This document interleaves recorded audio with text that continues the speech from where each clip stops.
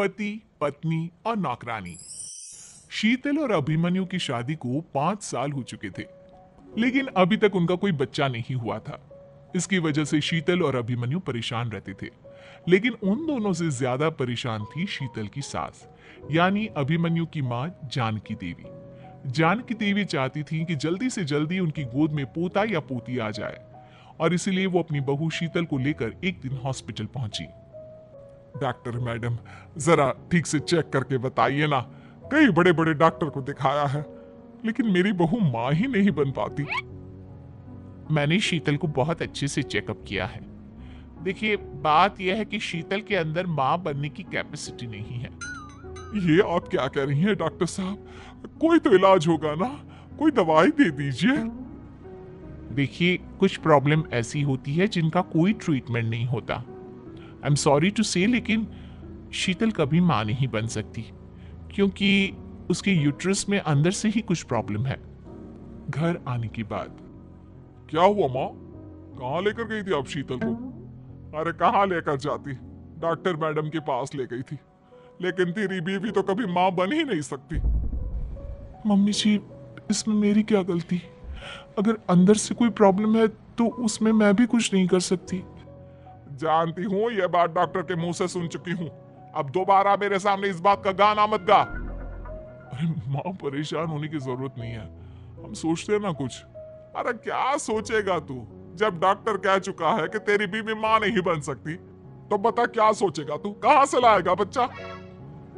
माँ, ये तो मैं भी नहीं जानता। अभिमन्यु, क्यों ना हम अनाथ आश्रम से एक बच्चा गोद लिया है? क्या फर्क पड़ता है बच्चा हमारा हो या गोद लिया हुआ? आई बड़ी बातें बनाने वाली, क्या फर्क पड़ता है?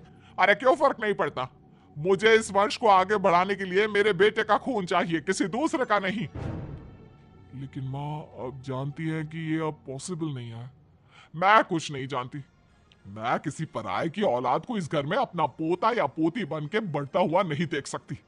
मेरा वंश मेरे बेटे के खून से ही आगे बढ़ेगा। लेकिन मम्मी जी, ऐसा कैसे हो पाएगा?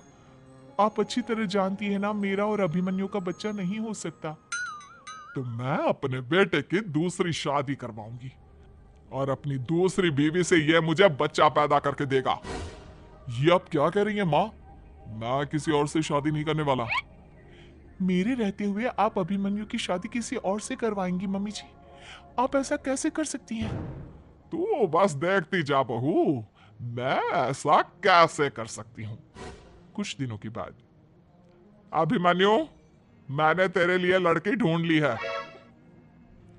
माँ, मैं आपको कितनी बार समझाऊं, मुझे किसी से शादी नहीं करनी है।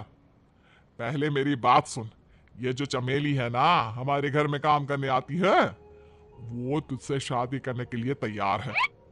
मम्मी जी, आप अभिमन्यु की शादी एक नौकरानी के साथ करवाएंगी? वो इसलिए क्योंकि चमेली दिखने में बहुत खूबसूरत है, बच्चा भी सुंदर ही होगा। मम्मी जी, लेकिन एक बच्चे के लिए अपने बेटे की शादी नौकरानी के साथ करवाना, क्या ये सही है? अगर अभिमन्यु ने शादी नहीं की ना, तो मैं अपनी जान दे दूंगी। अब देख लो, अगर तुम्हें अपनी माँ की जान प्यारी है तो तुम्हें इस नौकरानी के साथ शादी करनी ही होगी।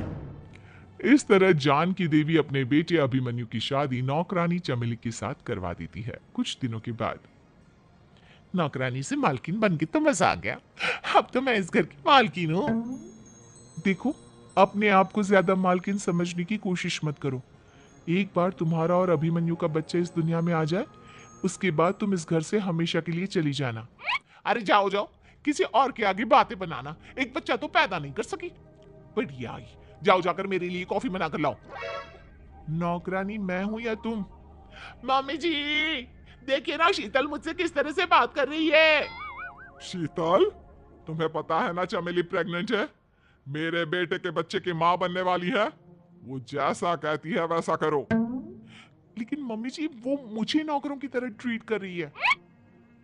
अरे तो करेगी ना, वैसे भी बहू तुम हो किस काम की? एक बच्चा तो पैदा नहीं कर सकती। जाओ अब घर के सारे काम करो और चमेली को आराम करने दो। थैंक यू मम्मी जी, भगवान आपका भला करे। आप नहीं होती तो मैं नौकरानी से महारानी कैसे बनती? देखो, तुम्हें जो चाहिए सब मिलेगा। खूब खाओ पियो, मजे की जिंदगी जियो, लेकिन बस मुझे एक बच्चा पैदा करके दे दो। कुछ दिनों के बाद, मम्मी, बच्चे के लिए आपने मेरी शादी चमेली के साथ करवा तो दी, लेकिन दिन और रात का चैन मिट गया है। सारा दिन शीतल और चमेली की बहस चलती रहती है। अब शीतल को इस घर में रखने से क्या होगा? मैं तो कहती हूं उसे घर से निकाल दो, है भी किस काम की। मैं ऐसा नहीं कर सकता माँ, वो मेरी पत्नी है, उससे बहुत प्यार करता हूं मैं। तुम्हारी पत्नी चमेली है, चमेली, उससे प्यार करो। अरे तुम्हारे बच्चे को जन्म देने वाली है वो। अभिमन्यु, मैं खुद ही इस घर से चली जाती हूँ। वैसे भी अपने ही घर में नौकरों की तरह रहकर परेशान हो चुकी हूँ। घर की नौकरानी मेरे ऊपर हुक्म चलाती है, वो तुम्हारी पत्नी बन चुकी है। अब मेरा इस घर में क्या काम? अभिमन्यु के बार बार रोकने पर भी शीतल उस घर से चली जाती है। कुछ दिनों के बाद चमेली एक बच्चे को जन्म देती है। भगवान ने मेरी सुन ली, मेरे बेटे का घर भर गया, उसका अपना बच्चा इस दुनिया में आ गया। मम्मी जी, बच्चे को हाथ लगाने से पहले मेरी एक शर्त तो सुन लो। तुम कहना क्या चाहती हो चमेली? आपकी मम्मी को बहुत शौक था ना अपने पोते को खिलाने का। अब देखो, इस दुनिया में हर चीज की कोई ना कोई कीमत तो होती है।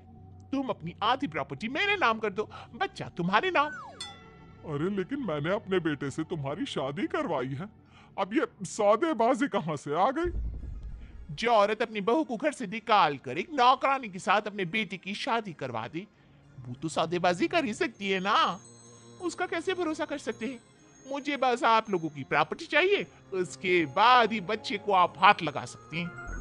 मैंने कहा था ना मम्मी, आप गलत कर रही हैं। देखिए, उसका नतीजा आपके सामने है।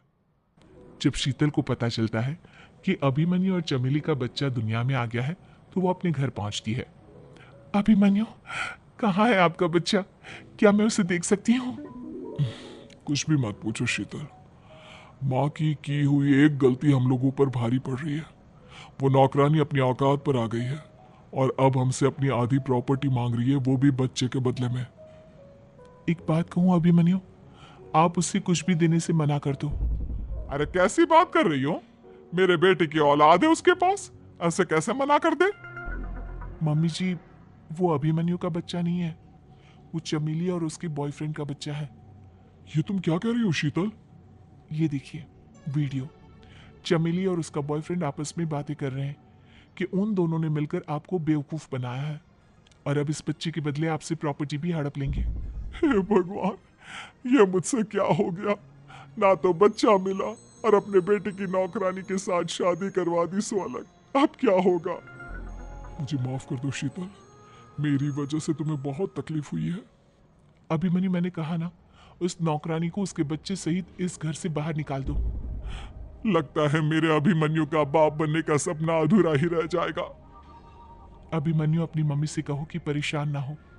आपको याद है एक बार हम एक IVF सेंटर गए थे, मैंने फिर से वहां जाकर बात की थी और आपको पता है इस बार मैं प्रेग्नेंट हूँ, क्योंकि हमने वहां पर प्रोसीजर करवाया था जिसकी वजह से मैं प्रेग्नेंट हो गई थी और इस बात का पता मुझे बस कुछ महीने पहले ही लगा है। हमारा बच्चा इस दुनिया में आने वाला है अभिमन्यु। मुझे माफ कर दो शीतल बहू, मुझसे बहुत बड़ी गलती हो गई। कोई बात नहीं माँ, लेकिन अब हमें उस धोखेबाज नौकरानी को इस घर से बाहर निकालना है और इस घर की मालकिन को वापस घर लाना है, वो भी अपने बच्चे के साथ।